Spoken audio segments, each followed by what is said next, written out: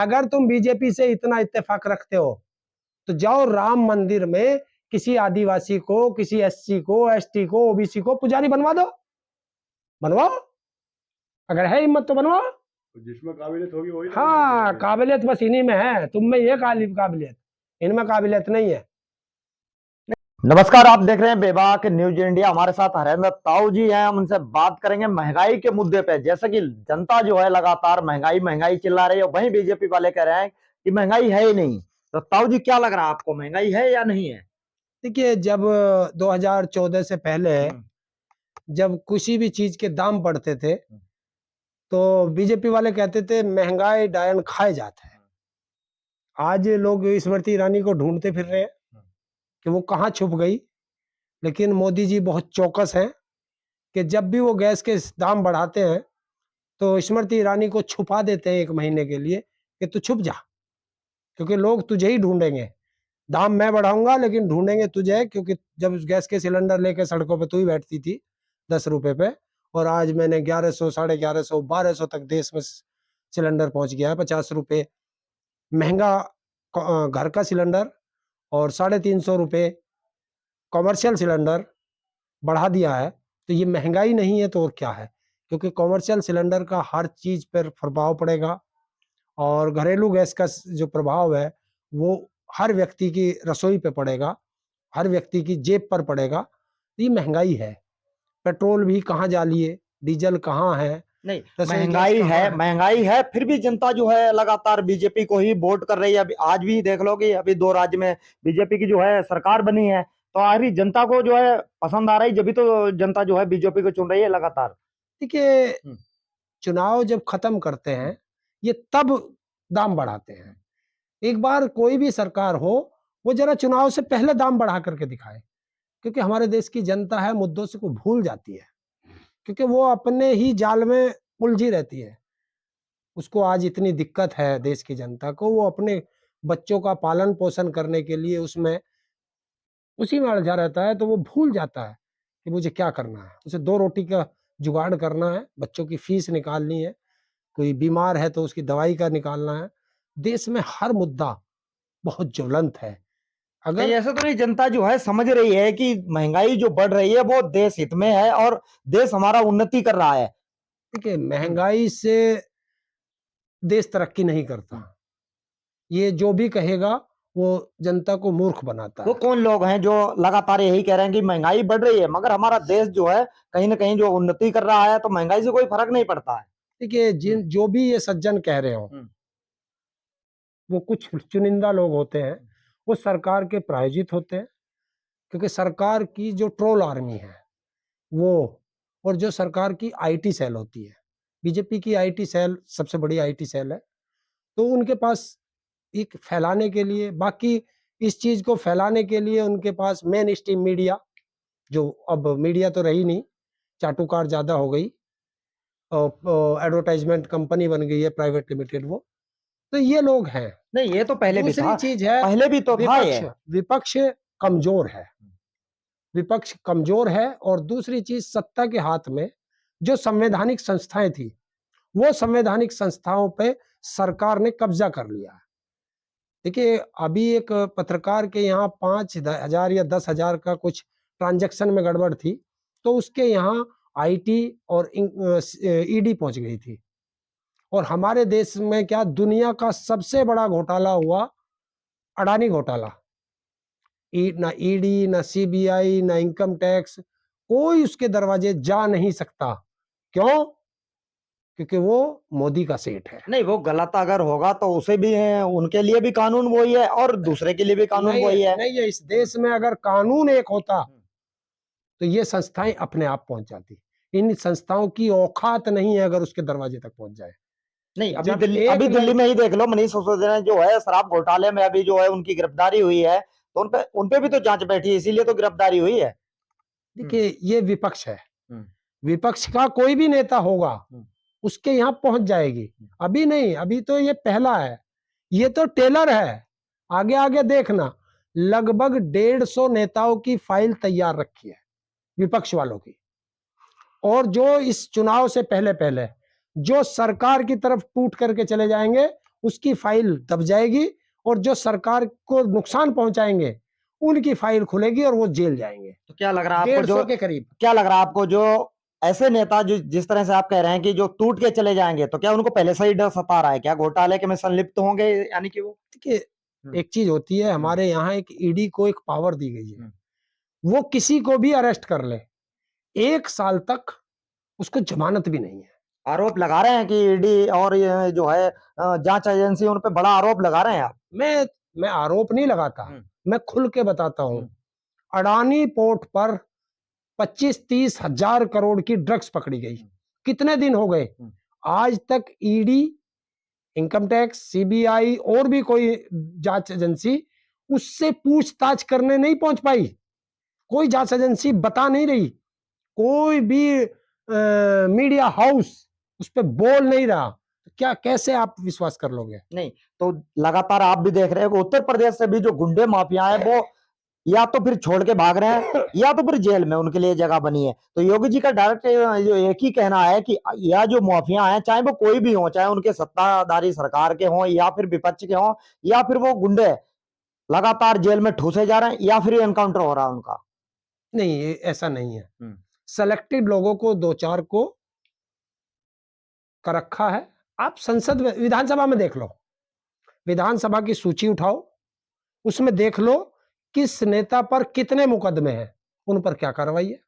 नहीं, जिन नेताओं पे मुकदमे हैं तो उन्हें भी तो सजा भुगतनी पड़ी है। मुद्दा यहीं का रामपुर का ले लो, आजम खान ने गलत किया तो आजम खान सजा काट के आए हैं, सदस्यता रद्द हुई है बाप बेटे दोनों की। वही बात कर रहे हो। अरे 80-80, 90-90, 100-100 मुकदमे एक विधायक पर हैं। आपने देखा इस देश का गृह राज्य मंत्री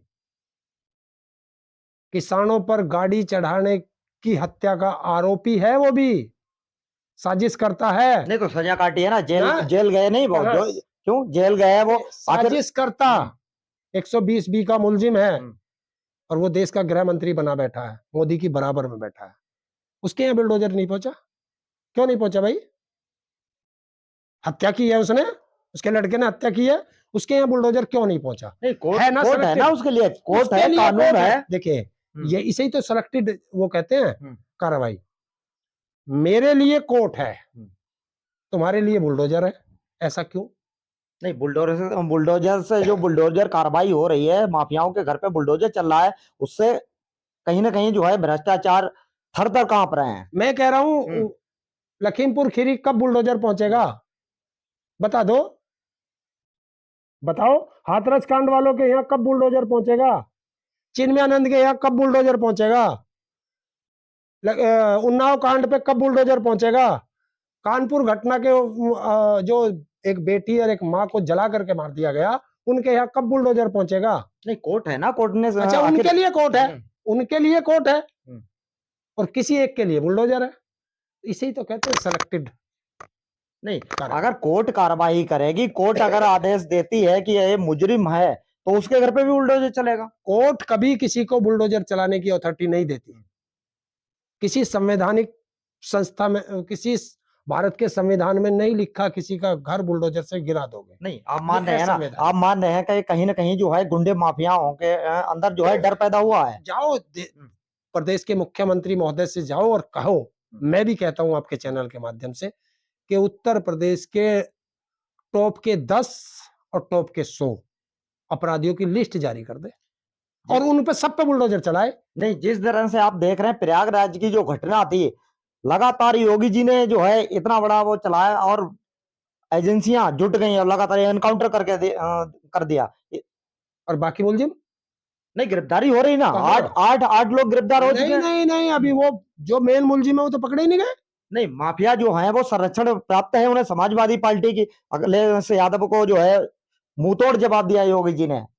कहा? विधानसभा में उसने भी दिया। मैं मुंहतोड़ जवाब की बात नहीं कर रहा, किसने किसको क्या दिया। मुंह से खूब बोलो, प्रत्यक्ष को प्रमाण की आवश्यकता नहीं होती। अगर वो समाजवादी के संरक्षक थे तो फिर वे बीजेपी के पदाधिकारी क्यों हैं? नहीं, विपक्ष कहीं ना कहीं जो है समाजवादी पार्टी बढ़ावा तो दे रही है ना माफियाओं को। अरे यार, पदाधिकारी तुम्हारे, सरकार तुम्हारी, और तुम इल्जाम मेरे पे लगाओगे? नहीं, एनकाउंटर हो रहे हैं तो फिर दिक्कत क्यों हो रही है विपक्ष को? किसने कहा? किसे दिक्कत हुई? अपराधी तो कोई भी है। मैं ये कह रहा हूं कि टॉप 10 और टॉप 100 की सूची जारी करके सबके ऊपर चला दो ना बुलडोजर। कौन मना कर रहा? चलाओ ना। अगर है हिम्मत तो चला के दिखाओ। अगर योगी जी निष्पक्ष हैं तो चला करके दिखाओ। लखीमपुर खीरी पे चला के दिखाओ, है हिम्मत। और अगर लखीमपुर खीरी पे बुलडोजर नहीं चला तो इसे तुम निष्पक्ष जांच कह सकते हो? नहीं। जिस तरह से अतीक अहमद को जो है अहमदाबाद की फिर- जेल से फिर- उत्तर प्रदेश लाया जा रहा, तो वहीं विपक्ष निशाना साध रहा कि कहीं गाड़ी ना पलट जाए, तो आखिर डर क्यों रहा है? किसी भी विपक्ष के आदमी ने कहा हो मुझे बता कि गाड़ी पलट जाए? क्यों ट्विटर पे जो है वो लगातार चल रहा है क्या? ये गाड़ी पलट जाएगी? अब यार तुम ट्विटर पे क्या लिख रहे हो? मैं कह रहा हूँ विपक्ष के नेता का नाम क्यों ले रहे हो? किसी नेता का ट्वीट दिखा दे मुझे जो विपक्ष का नेता हो। नेता कार्यकर्ता है तो पार्टियों के विपक्ष के ही अरे तो यार जो तो फिर जब तुम ये बात कर रहे हो तो जब कार्यकर्ता और नेता की बात करते हो तो जो इलाहाबाद में हुआ वो तो बीजेपी का नेता था, मारने वाला। नहीं, फोटो तो अखिलेश यादव के साथ भी दोस्त के हैं। यार मैं फोटो की बात नहीं कर रहा, वर्तमान में पदाधिकारी किसका है? बीजेपी का। नहीं तो आरोप तो अतीक अहमद पे भी लग रहा है ना कि वो भी तो कहीं ना कहीं सांसद रह चुका है समाजवादी पार्टी से। कोई किससे? समाजवादी बसपा से। बसपा से और समाजवादी पार्टी में बसपा विधायक रह से। चुका है। बसपा का नाम क्यों नहीं लेते योगी जी? क्योंकि वो उनके साथी है। साथी तो आपकी विधियों में से। यार हमारे से क्या लेना? जब सरकार की बात आती है तो बात सरकार से नहीं, करिए। बसपा तो लगातार ये करी हमारे साथ, बीजेपी जो है धोखा किया है, बीजेपी के साथ कहाँ है फिर वो? आरोप लगा रही लगातार। राष्ट्रपति के चुनाव में बीजेपी सपा इसके बसपा के सांसदों ने किसे वोट दिया? बताओ। क्यों प्रत्याशी नहीं था क्या? बसपा के प्रत्याशी खड़े तो थे चुनाव। राष्ट्रपति के चुनाव में? राष्ट्रपति की बात नहीं कर रहा हूँ, लोकसभा चुनाव जिस तरह से अभी राष्ट्रपति के- विधानसभा चुनाव हुआ तो राष्ट्रपति- प्रत्याशी खड़े तो उनके सारे। राष्ट्रपति मुर्मू किसकी प्रत्याशी थी? बीजेपी की। वोट बसपा ने किसको दिया? किसको दिया था? मुर्मू को। क्या गलत किया उन्होंने? तो फिर आदिवासी महिला को बात आदिवासी की नहीं है, क्यों नहीं? बात उसकी है। आज तक आदिवासियों को सम्मान दिया किसी भी पक्षी ने? किसने? क्यों नहीं देते? आदिवासी तो मुख्यमंत्री भी है। कौन कह रहा? राष्ट्रपति क्यों नहीं बनाया आज तक कांग्रेस क्या? ने? और आदिवासी की बात चल कहाँ रही है? आदिवासी के मुद्दे पर चलाओ ना, आदिवासी के मुद्दे पर। सम्मान दे रहे हैं। हैं? नहीं, जिस तरह की एक आदिवासी तो महिला जाओ, थी तो उसको अगर- जो है तो जिस तरह से हमारे देश में हिंदू राष्ट्र की मांग चल रही है, तो आखिर क्या इससे क्या दिक्कत हो रही है विपक्ष को? कुछ नहीं है। हिंदू राष्ट्र ये सब जनता को मुद्दों से भटकाने का एक सही तरीका ढूंढा जाता मुद्दा है। है तो ये कोई मुद्दा नहीं है। ये मुद्दा और है। कभी जीवन में भारत हिंदू राष्ट्र नहीं बन सकता, क्योंकि भारत संविधान से चलता है और ये लोकतंत्र देश है। मुद्दे क्या होने और- चाहिए चुनाव हैं? में? क्या होने चाहिए मुद्दे? चुनाव में होने चाहिए शिक्षा, स्वास्थ्य, बेरोजगारी, महंगाई, करप्शन। कि बेरोजगारी कहाँ है? बेरोजगारी है ही नहीं, जनता कह रही है। लाइव सर्वे जनता के साथ कई बार कर चुका हूँ, महंगाई है ही नहीं, लगातार कह रही है जनता। हाँ बिल्कुल, महंगाई नहीं है तो अच्छी बात है। फिर ये क्यों बढ़ रहे हैं? क्यों इतनी बढ़ती जा रही है महंगाई? लोगों के बेरोजगार होते जा रहे हैं। ये कहाँ से आ रहे हैं? ये ऐसा नहीं है। ये तुम जो हो एक गलत वे पे जा रहे हो। अगर जनता की तरफ चलोगे तो ये अडानी कांड, मैं आज फिर कह रहा हूं, अडानी घोटाला दुनिया का सबसे बड़ा घोटाला है। और अगर ये जनता तक पहुंच गया, ये गांव तक पहुंच गया, तो ये देश को हिला करके रख नहीं, देगा। प्रधानमंत्री का 2024 में विकल्प है कोई? देखिए, जब चुनाव आएगा जनता विकल्प होती है। जनता कह रही विकल्प है ही नहीं। 1977 में इंदिरा गांधी ने भी यही कहा था। जब जनता चुनाव लड़ती है वो अपने आप विकल्प ढूंढ लेती है। और 1977 को 2024 में जनता रिपीट करेगी उस मुद्दे को, और इस मुद्दे को एक जगह ला करके रिपीट करेगी। वहां भी जनता ने जवाब दिया था और 2024 में भी जनता ही जवाब देगी। तो ये थे हमारे साथ हरेंद्र ताऊ जी, जो लगातार अपनी आवाज को बेबाकी से उठाते हैं, चाहे वो मुद्दा महंगाई का हो, बेरोजगारी का हो, या फिर किसी भी मुद्दा, कहीं का भी मुद्दा हो, कोई भी मुद्दा हो, अपनी आवाज को जो है लगातार बेबाकी से उठाते हैं। गाजियाबाद से इमरान खान, बेबाक न्यूज इंडिया।